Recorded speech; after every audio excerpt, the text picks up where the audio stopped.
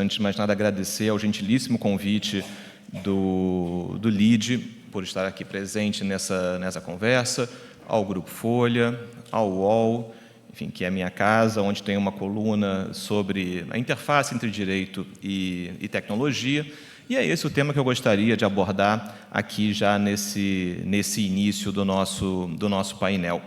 E dizer também da minha alegria de estar aqui nessa mesa, enfim, com autoridades, com amigos queridos, para que a gente possa levar adiante essa nossa conversa. Bom, então, vou usar o meu tempo, já que temos aqui um cronômetro à nossa frente,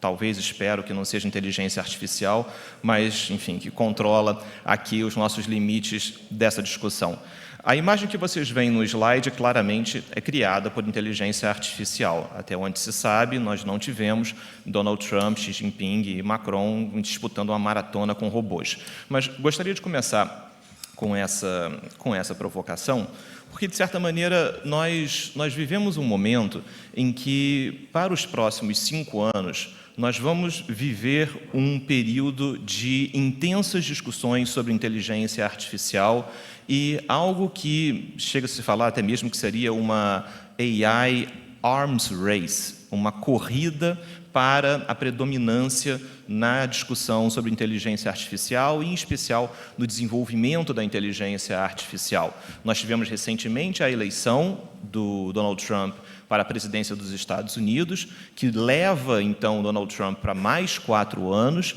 Inteligência artificial fez parte do programa do Partido Republicano, em especial dedicando a questão de investimento em pesquisa nos Estados Unidos para a inteligência artificial e, que eu acho que é importante, já deixar bastante claro, o próprio presidente Donald Trump dizendo que uma das suas primeiras medidas, a partir do momento em que toma posse, é revogar a ordem executiva do governo Biden sobre a inteligência artificial, porque ali, segundo fala do próprio Donald Trump, teria, entre aspas, perigosas ideias de esquerda, fecha aspas, e muito dedicado. Imagino que nesse olhar, Trump olha para a discussão sobre discriminação algorítmica e, sem dúvida, discussões ligadas ao uso de inteligência artificial para moderação de conteúdo em redes sociais. E já vou voltar ao tema de redes sociais, porque é um tema, de certa maneira, secreto nesse nosso painel. Estou usando um marcador de 5 anos porque o Plano Plurianual Chinês diz que, até 2030, a China terá a predominância global no campo da inteligência artificial. Então, esse marcador de 2030 nos parece especialmente importante, porque, de um lado, nós temos a China de forma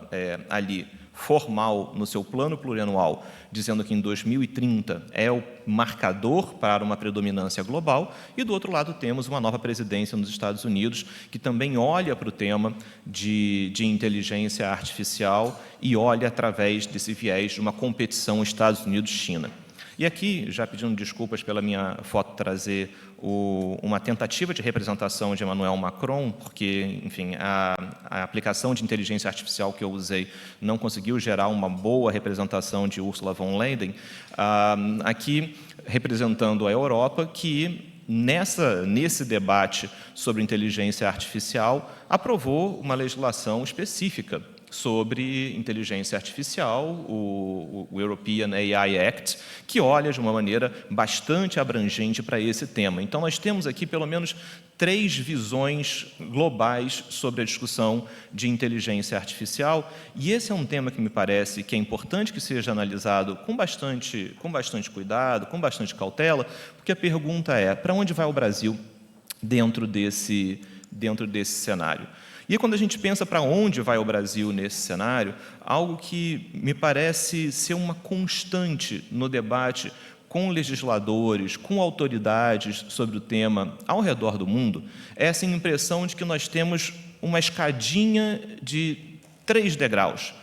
Nós começamos a regular, a tratar dessa relação sobre leis e tecnologia, muito impulsionado com a explosão da internet no final dos anos 90, começo dos anos 2000, E diversos países, diversas regiões pelo mundo afora regularam a internet nesse momento. Em especial, aqui na Europa, a Diretiva de Comércio Eletrônico de 2000 tratou do tema. No Brasil, o Marco Civil da Internet, uma lei federal que nasceu de uma consulta pública que aconteceu entre 2009 e 2010 e que foi aprovada em 2014. Mas, de certa maneira, quando a gente pula para a inteligência artificial acaba sendo como se fosse quase como que o terceiro degrau. Muitos países, de certa maneira, desempenharam essa escadinha como uma ideia de, primeiro se regula a internet como um todo, depois se regula redes sociais, em especial, e, a partir dali, se regula a inteligência artificial. Se for essa a trajetória, o Brasil tem uma trajetória muito peculiar a desempenhar nesse sentido. O Brasil tem uma das leis mais pioneiras, mais vanguardistas no que diz respeito à internet, mas, em especial, o Congresso Nacional não sacou uma regulação específica para redes sociais. E aí, por diversos motivos, que eu acho que não cumpre aqui avançarmos, pelo menos nesse meu limite de fala, sobre essa discussão, mas isso faz com que o Congresso brasileiro hoje olhe para o tema de inteligência artificial, olhando para esse terceiro degrau, olhando direto para a inteligência artificial. E vejo muitos congressistas que, olhando para esse tema, com a seguinte perspectiva: nós não podemos deixar que aconteça com inteligência artificial o que aconteceu com rede social. De certa maneira, olhar para esse assunto, entendendo que é importante ter uma regulação agora que seja abrangente, que possa olhar para a inteligência artificial e que possa dar conta daquilo que a gente entende que pode ser prejudicial, que pode ser danoso. E eu queria usar essa reta final aqui da minha fala para sensibilizá-los e começar aqui um debate sobre como é que esse tema caminha no legislativo brasileiro e, de certa maneira, como o debate acontece no Brasil. Existe um projeto de lei no Senado Federal, que é o PL 2338, atualmente de relatoria do senador Eduardo Gomes, numa comissão temporária dedicada à inteligência artificial, que se encontra bastante avançado. Inclusive, a trajetória legislativa, é preciso dizer, começa na Câmara.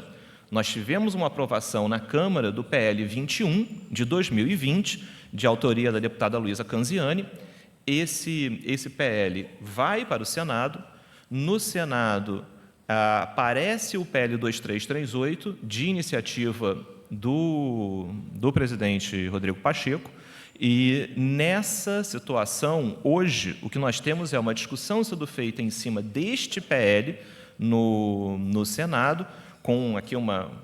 acho que uma questão importante sobre como é que o PL da Câmara e o PL do Senado vão aqui conviver, mas o fato é que o Congresso Nacional já se debruça sobre esse tema.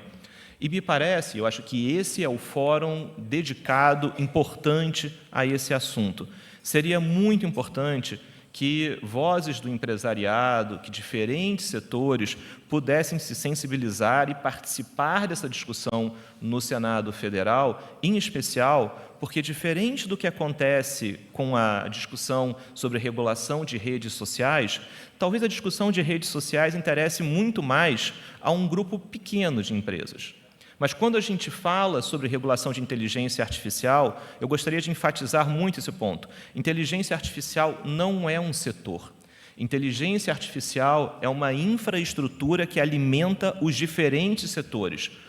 É horizontal. Então, por isso que seria muito importante empresários dos mais diversos setores plugarem nessa discussão no Congresso Nacional para que, justamente, o Brasil possa sacar uma solução que olhe para as demandas, as peculiaridades, os elementos que são próprios do Brasil nessa discussão. Não me parece que o Brasil necessariamente, deva aqui olhar e copiar ou o modelo americano, ou o modelo chinês, ou o modelo europeu. Temos peculiaridades em que o Brasil está numa situação em que pode olhar o que está sendo feito lá fora e traduzir o que há de mais impactante, de mais importante para o nosso debate. Pensando nisso, o Instituto de Tecnologia e Sociedade, do qual sou diretor, junto com a Abranet, lançou uma consulta pública sobre inteligência artificial no Brasil, chamado O que Queremos da IA, para, de certa maneira,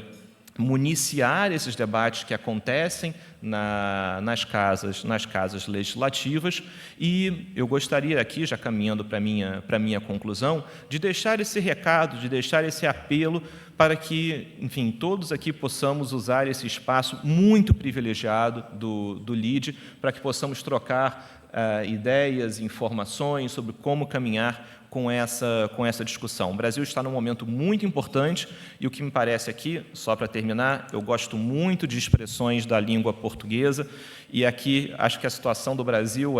nós não podemos nem ir com muita sede ao pote e terminar com uma legislação muito abrangente que acaba engessando certas visões do futuro, mas aí, fazendo aqui referência a uma expressão que também é muito portuguesa, o Brasil também não pode esperar para sempre e ficar a ver navios, e é sempre muito bom falar da expressão ficar a ver navios em Lisboa, porque a gente sempre faz referência a Junot ali olhando, enfim, os barcos partindo com Dom João indo ao Brasil e deixando ali as tropas francesas a ver navios, ou, enfim, dizem que essa expressão talvez venha daqueles que iam ali ao Alto de Santa Catarina, ficar esperando, enfim, a volta do barco de